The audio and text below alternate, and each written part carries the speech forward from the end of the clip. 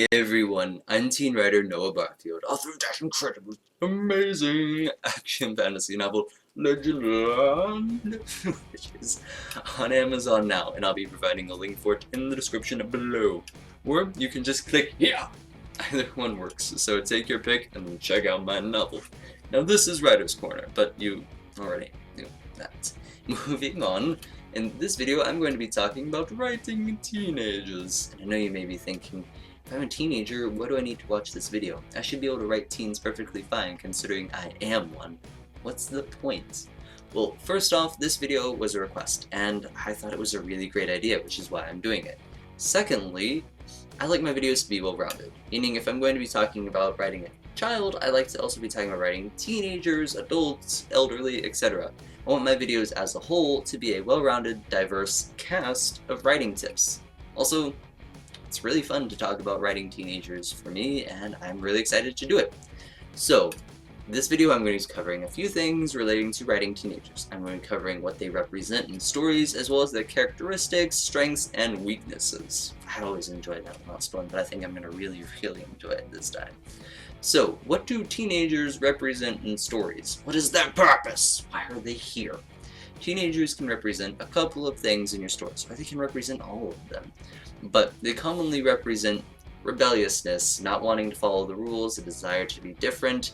All teenagers, all of us teenagers, kind of like to be revolutionaries in our own way, and I think they're a perfect embodiment of that.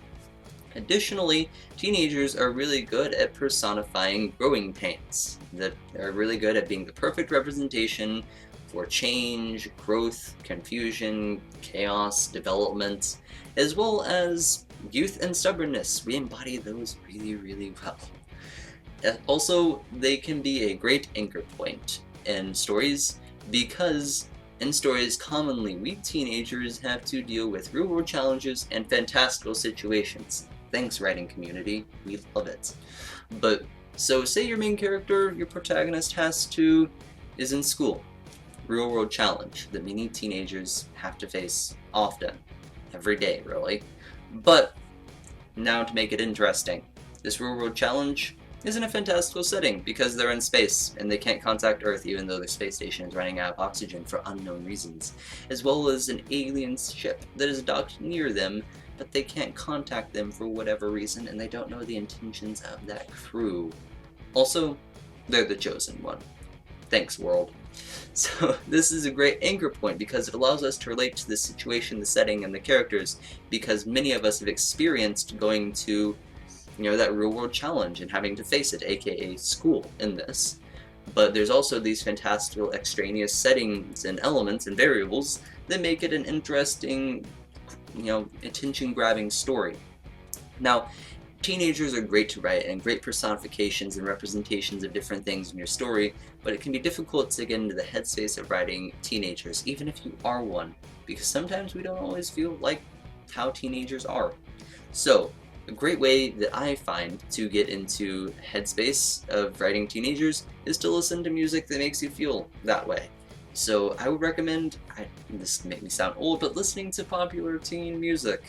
Listen to what's popular, what teens are getting into. If you have friends who are teenagers, ask them what kind of music they like and kind of get a consensus. I personally like to listen to bands that make me feel that exact emotion. Beartooth, Rage Against the Machine, Rise Against, Skindred, New Politics, Gorillaz, AWOL Nation, Arctic Monkeys, just some alternative rock, indie, or metal, and all of its subgenres if you want to get into that. But things just make me feel kind of rebellious and out of the box.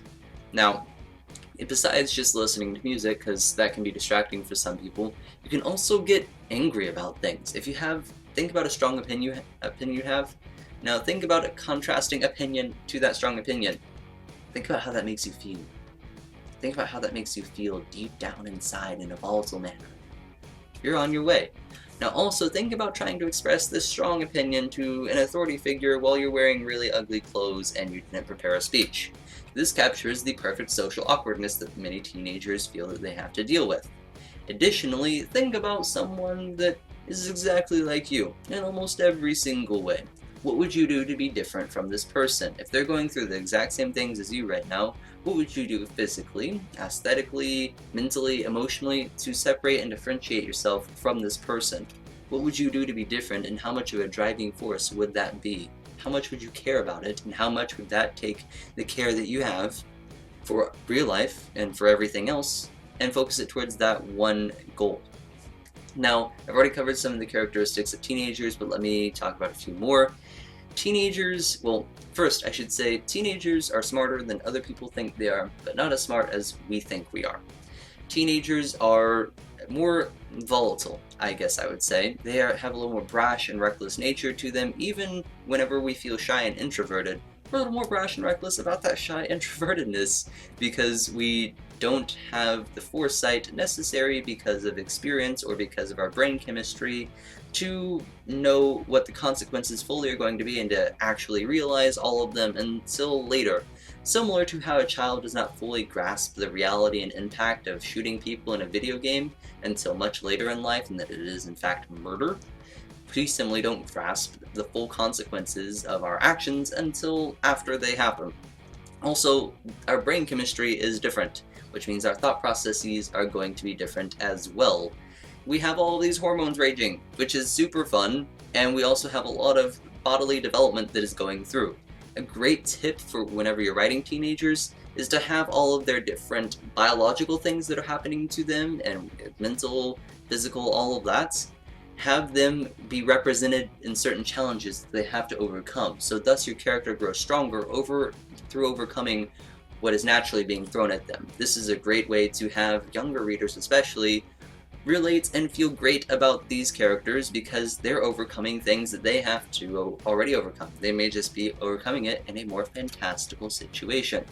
Now, teenagers, I mean, they have all these characteristics and they have these representations that they personify, but they do have some genuine strengths. Commonly, they learn things quicker. The younger you are, the more you absorb knowledge, and faster and easier it is. We also have a lot of strong opinions. We have a lot of change, which makes teenagers a little more unpredictable.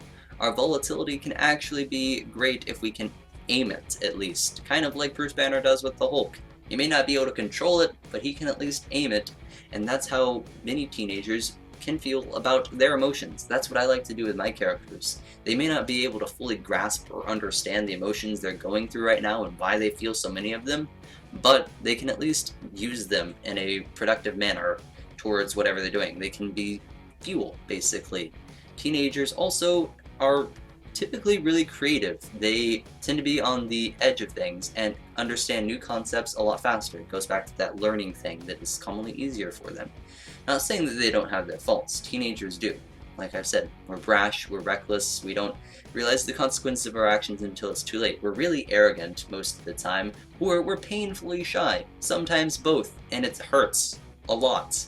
We also have to go through all of this pain and confusion that we don't fully understand. Even though it's explained to us in a most compassionate, understanding way possible, we still feel like no one has ever gone through what we have gone through right now.